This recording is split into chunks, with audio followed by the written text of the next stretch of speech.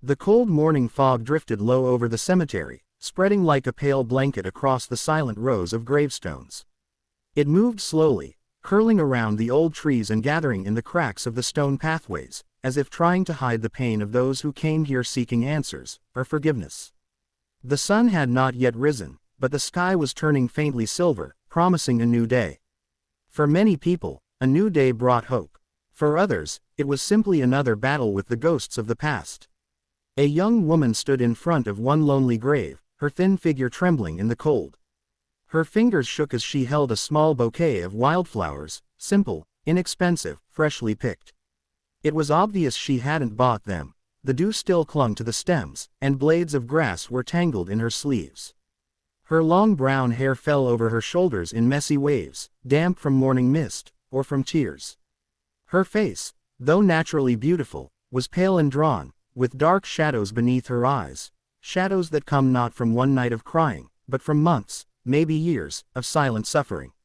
She knelt and placed the wildflowers at the base of the headstone, brushing her fingertips gently over the engraved name as if touching the person buried beneath. "I'm sorry. Please forgive me," she whispered, her voice cracking. She said it again, and again, 5 times, 10 times. The apology escaped her lips like a broken prayer she had memorized long ago. Her shoulders shook as sobs ripped through her, and she clutched the cold stone as if it were the last thing keeping her upright. Nearby, unseen, a tall man in a dark coat had just entered the cemetery. He walked slowly, with a calm confidence that only comes from age and experience. But the moment he spotted the crying woman at one particular grave, he stopped. He waited, watched, listened. His name was Michael Turner, a billionaire businessman known everywhere for his charity work, his innovation, and his cold efficiency in boardrooms. But today, he wasn't a CEO, or a philanthropist, or a man admired by the public. Today he was simply a widower visiting the grave of the woman he loved more than life itself. No one ever came to her grave.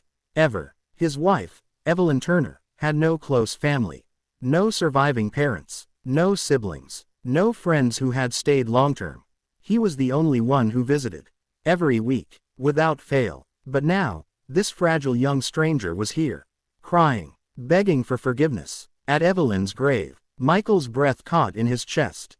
His steps slowed. Who was she? Why was she here? What connection could she possibly have to his wife? He moved forward carefully, quietly, not wanting to startle her. But when he was close enough, he spoke in a gentle voice. "Excuse me." The girl jerked violently, like she'd been struck.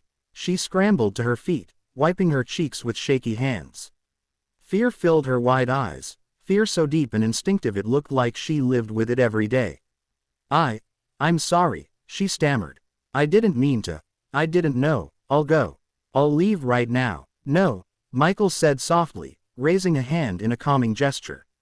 "You've done nothing wrong." But she didn't relax. If anything, she looked as though she might bolt like a frightened animal. Her clothes were cheap, worn out, too big for her slender frame. Her shoes were so damaged that the fabric of her socks peeked through a hole. She looked like someone who slept in shelters or on friends' couches, someone who barely survived day to day. It shocked him to see someone like her at this grave. "This is," the girl swallowed, glanced at the gravestone, and whispered, "your wife's grave."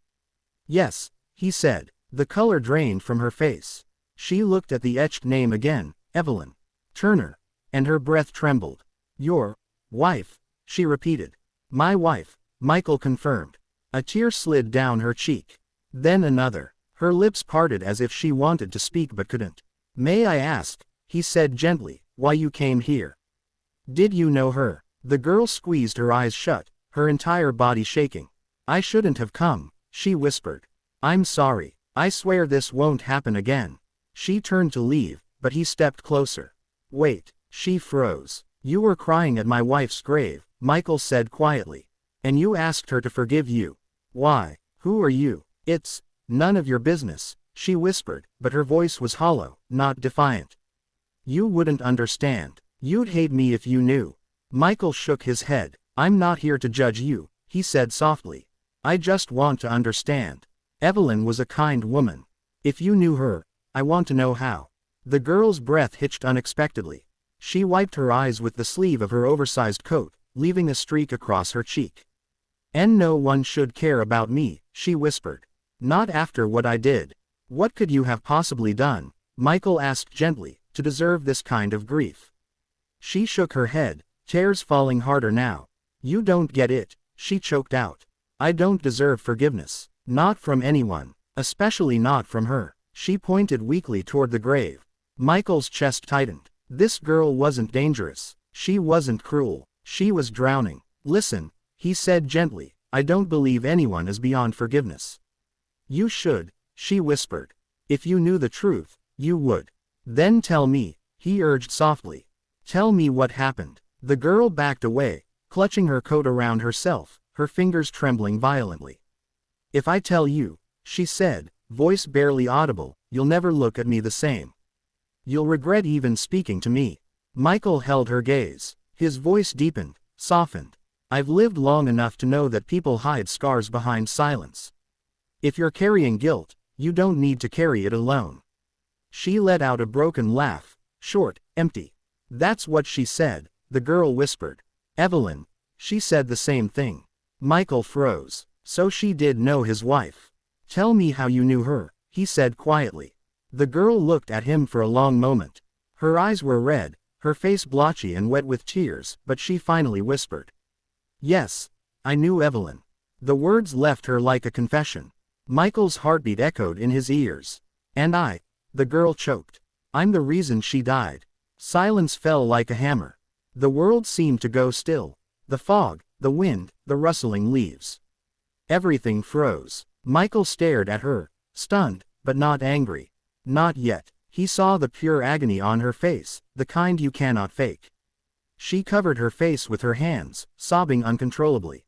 I'm sorry, I didn't mean, please, just let me leave." "No," he said firmly, but not harshly. "You're not leaving." She looked up, terrified. "You will stay," Michael said, "and you will tell me everything. I need to know." Her lips trembled. "I can't," she breathed. "It will destroy you." He stepped forward slowly. "I lost my wife once," he said softly. "I cannot lose the truth too." The girl let out a small, broken sound.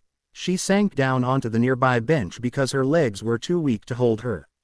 She pressed her palms together, trying to steady herself. Her entire body shook.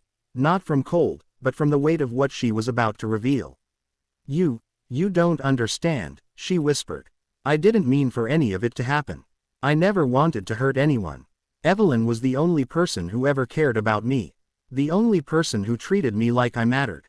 She covered her mouth to stifle a sob. "And I repaid her by ruining everything."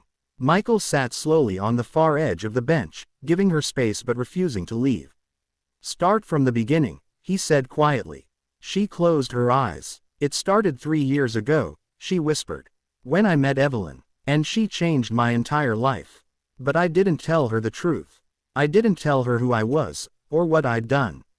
Her eyes opened, shining with tears.